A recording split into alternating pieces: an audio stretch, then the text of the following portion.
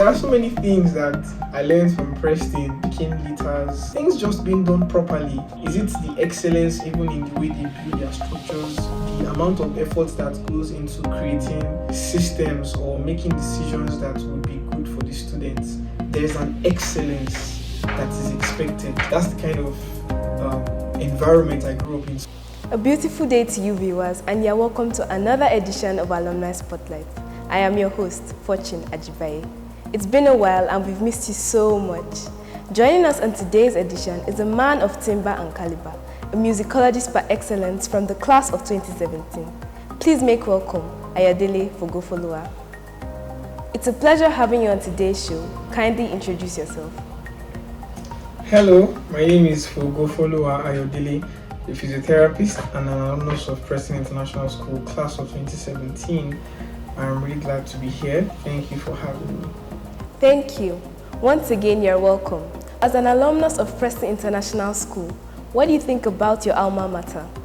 Yeah, thank you so much for that question. Preston is a place I'm proud to call my alma mater. That's one. I'm so proud to say I came from Preston because I stand, for what they stand for, if that makes sense. I'm one with their ideals and their beliefs and how the lengths that they would go, to seek perfection, to seek excellence. I think that in itself is righteousness. I mean, seeking to be better every time. I think they go out of their way to find what's the next thing we can do that would make our service to these children better. That's what I think of Preston. I look at Preston as an intense pursuit of growing a child in the way that is good, and that's a wonderful thing for one to be known for, or for me to affiliate myself with. Absolutely, I can't agree more. But specifically, in what areas has Preston shaped the person who you are today? Where do I begin? Is it music? There are so many things that I learned from Preston. I still make reference to so many things. I don't know how much time I should even spend answering this question, because picking guitars, things just being done properly, not relenting on that. Is it the excellence even in the way they build their structures, the amount of effort that goes into creating systems or making decisions that will be good for the students? You see, that in itself is a whole tool that I probably did not learn consciously, but just looking back and seeing the kind of, the way they raised us, the kind of intention that they poured out in raising us, that's the kind of environment I grew up in. So right now, when I'm looking at, the best way to solve something and not relenting on that, I know that Preston is a place that I got that from. There's an excellence that is expected. Is it the rehearsals, the way we pull off certain ministrations, and I still wonder how Mr. Kayode and Mr. Oshisi and every other person managed to get little children to sing very difficult pieces. There's a particular song that a friend and I, who is a bassist, he has a good understanding of music. We're trying to score a certain song. I think it was Jesu me you. There was the intro alone was we did not understand what was going on. And I remember this la la da da da da da da. And how did they get us to sing that? I don't know how they did it, but they did. And it was pulled off in a very masterful way. So yeah, those are the kind of, that's where I grew up, in a place that would not rest until we've done something as it ought to be done. And that's how it has shaped me. That's the kind of person I think I am at the moment. You actively participated in music while you were at Preston. Your saxophone duet of the prayer with Oroluwa Fashawe was your last presentation at Preston in 2017.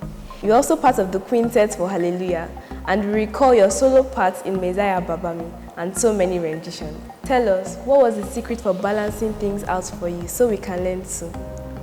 Yeah, I mean, you asking those questions just takes my mind back to those times, and wow.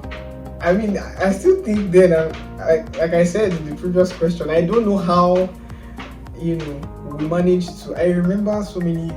I don't know how that happened. How were we able to, practice until number one? We had excellent, or should I say, teachers who demanded excellence. They did not rest. See, Mr. Kayode did not. He did not rest, though. Mr. Kayode did not rest. Mr. Femi did not rest. Until we would get it and get it right. It was like anything short of what it's supposed to be. It's not like we're not settling for anything like that.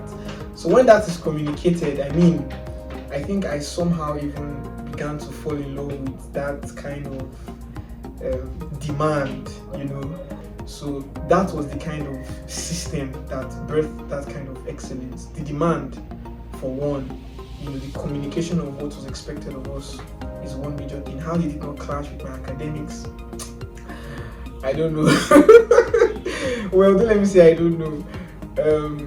My understanding really is that when God calls a person something, he has, as having called you that, you now have the ability to be that thing. So if he says you are a musician and you are a student, and even though it seems like a lot of things, but him saying that is life in itself.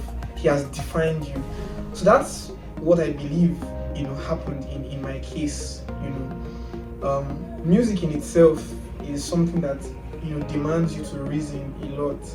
The theory of music, understanding music, even the habit that you get from practicing music is something that is useful even in academics. So the engagement of a person's brain just by understanding music is so fun. Like, the theory of music is amazing, and I think it was in senior school mostly that I began tilling the ground in that end, and it was so much fun for me. And that just, it spills into your academics inevitably.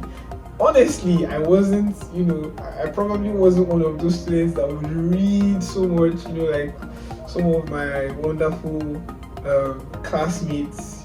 I had mighty men and women, but I just, it wasn't very difficult to understand, things. Yeah, it just wasn't.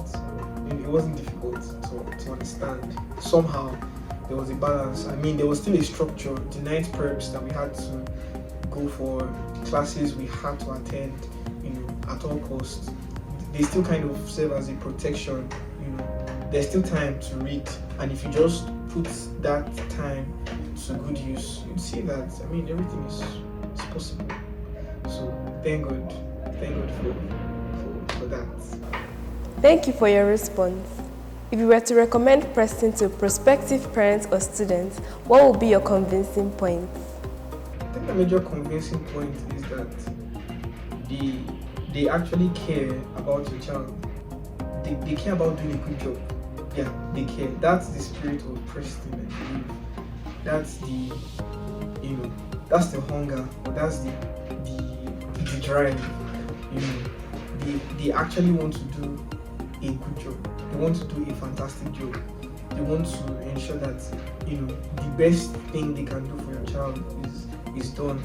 And I believe that those are the kind of hands that, as a person, you want to, you want to. Those are the kind of hands that you want to be in, or you want to entrust your children into. The person has grown over the years, close to 2 decades. Preston is very much invested in raising a whole child, a whole person, not just them, blasting scores. They will blast scores in these exams, but beyond blasting the scores, what's the essence of blasting the score? Even in terms of the spiritual investment, bringing us back there, I'm talking about the spiritual impact of Preston now, and how they look at all these sectors of the child, the domains of how a child should be grown in terms of their social relation, their participation in society amongst themselves, the whole house system, the way they create a whole family structure where you have to be accountable. If you lose the house points, it's your house that has lost the house points. So when you are getting a house point, you're also getting a house point for your house. You're not isolated, you're not functioning, and the consequence of the things you do is just by yourself. It's with other people. There's a whole community. There's community upon community upon community. So it's an amazing structure that I think Preston has created, and I think that they are even committed to making it better and better. Yeah. What is your advice to the current Prestonians? Appreciate what you have. I'm not talking about just saying thank you, but ascribing value to what you have. It's like calculating what you have, like know what is in your hands so that you can utilize it properly.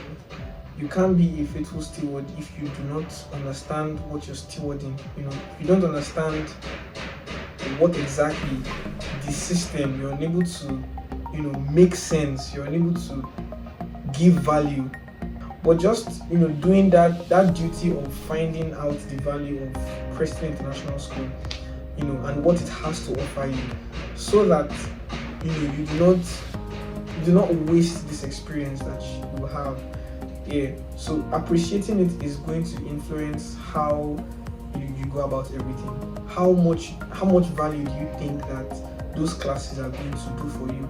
How much value do you think that those interactions with your fellow students is going to do to you? Abiding by the rules, picking up every litter. How much investment do you think it is? Like, what do you think you're learning when you're picking up a litter?